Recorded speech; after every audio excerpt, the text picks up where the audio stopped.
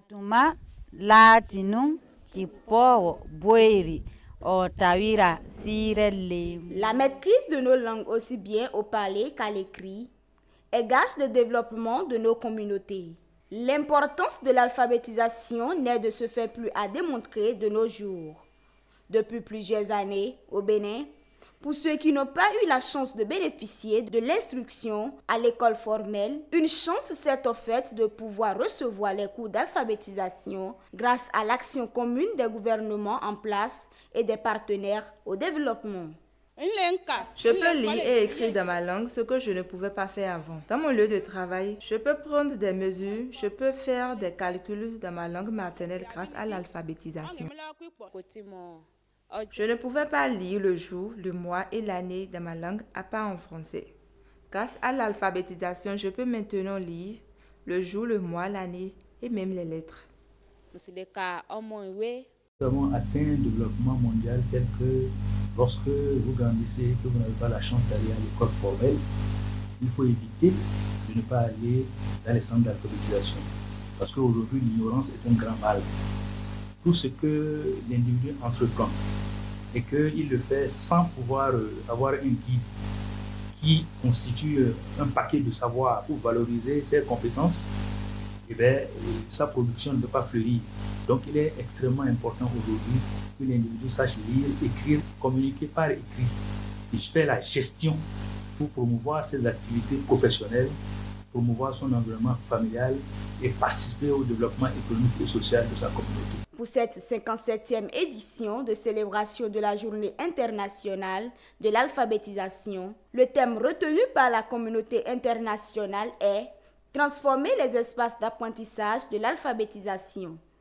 Un thème qui cadre parfaitement avec les préoccupations des acteurs du sous-secteur alphabétisation béninois au vu des difficultés auxquelles il est confronté.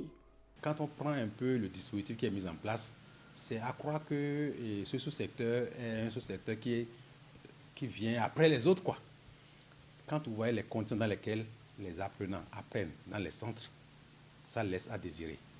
C'est pourquoi cette année, les gens ont réfléchi, les dirigeants ont réfléchi pour penser le thème de cette journée qui est transformer les espaces d'apprentissage pour donner de la valeur à ce que nous faisons dans les centres d'alphabétisation qui n'ont rien à envier à ce qui se fait dans les écoles formelles en français, en anglais. Ce sont nos langues. Nous avons plus de facilité à apprendre, à comprendre, à lire, à écrire dans nos propres langues et à faire la promotion du développement local. Les espaces d'alphabétisation restent encore largement dominés par des paillotes, largement dominés par des classes de fortune. Or, construire un savoir, c'est avoir d'abord un espace dans lequel l'individu est bien assis pour suivre ce que dit l'animateur, participer à l'animation du cours et pour écrire. Il faut avoir une position confortable pour écrire. Il va falloir normalement que l'on aille dans ce sens-là. Une fois qu'on ouvre un centre dans un village, il faut que cette ouverture soit accompagnée de la mise en place d'une salle de classe bien construite, durable, qui tienne dans le temps. Entre 2017 et 2021, c'est plus de 30 000 apprenants qui ont été touchés par les campagnes alpha du programme d'appui à la gestion décentralisée de l'alphabétisation soutenue financièrement par la coopération suisse au Bénin. Mais en dépit de ces efforts consentis, il reste encore beaucoup à faire pour faire du sous-secteur alphabétisation un outil de développement. Il faut donc redoubler d'ardeur. N'oublions pas que les Chinois ont été colonisés, mais n'ont jamais adopté la langue du colonisateur. C'est le chinois, un chinois qui font toutes les prouesses que nous voyons aujourd'hui. Alors je nous invite, tous les acteurs, les communes, conformément aux dispositions de la stratégie du FEFER, à s'approprier la maîtrise d'ouvrage au niveau du secteur. L'État a donné les moyens aux communes pour pouvoir impulser le développement à la base. Parce que sans la maîtrise de la langue, avec une population analphabète, on ne peut jamais aller vers le développement.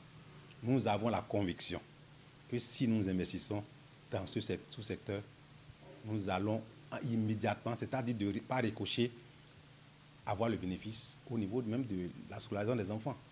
Cette année, les manifestations officielles de la JIA se dérouleront en différé le 15 septembre à Tangueta, dans le département de l'Atakura.